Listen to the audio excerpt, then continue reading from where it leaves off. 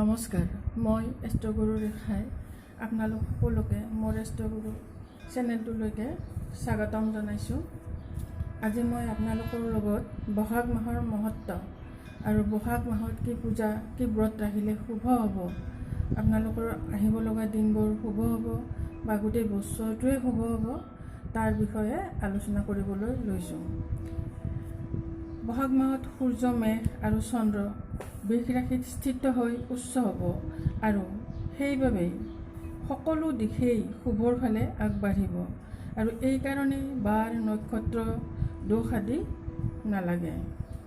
এই মাহত কৰা বিশেষ শিৱ পূজাৰ বা ব্ৰত আৰু উপায়ৰ জৰিয়তে আপোনালোকে বিজয় প্ৰাপ্তি, শাৰীৰিক সুস্থতা, পাৰিবাৰিক সুসম্বন্ধ আদি লাভ কৰিব পাৰিব।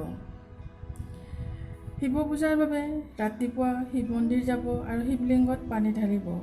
গৰু ঘিউত কেশৰ মিহলাই বন্তি জ্বলাব, চন্দনৰ ধূপ দিব, বেলপাত আৰু ৰঙা ফুল দি সেৱা পূজা কৰিব।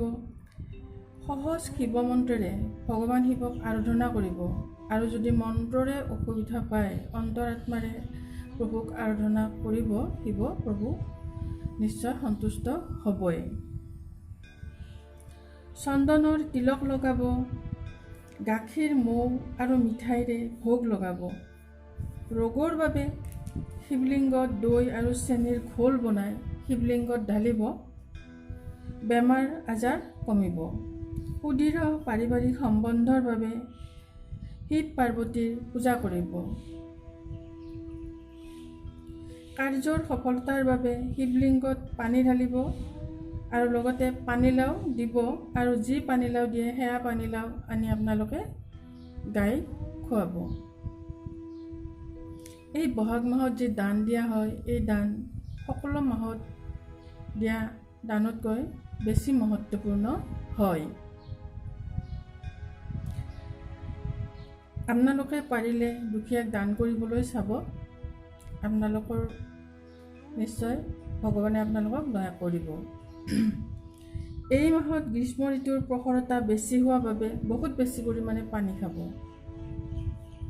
এইখিনি কৈয়ে মই বহাগ মাহৰ মহত্বতা আৰু ব্ৰত পূজা আদিৰ বিষয়ে যি আলোচনাটি কৰিছিলোঁ সেয়াৰ সামৰণি মাৰিলোঁ।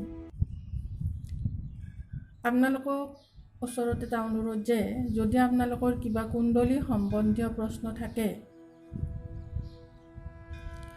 সেই প্ৰশ্নবোৰ যিকোনো এটা প্ৰশ্ন আপোনালোকে মোক সুধিব পাৰে। মই যিকোনো এটা প্ৰশ্নৰ উত্তৰ দিবলৈকে চেষ্টা কৰিম। আপোনালোকে মোৰ ফোন নম্বৰত জন্ম তাৰিখ,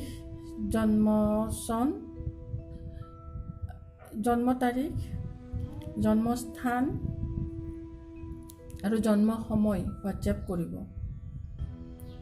এইখিনি কৈয়ে মই মোৰ এষ্ট্ৰগুৰু ৰেখা চেনেলটোৰ সামৰণি মাৰিলোঁ আৰু শেষত এটা অনুৰোধ কৰিলোঁ যে আপোনালোকে যদি মোৰ ভিডিঅ'টো চাই আছে তেনেহ'লে ছাবস্ক্ৰাইব কৰিব,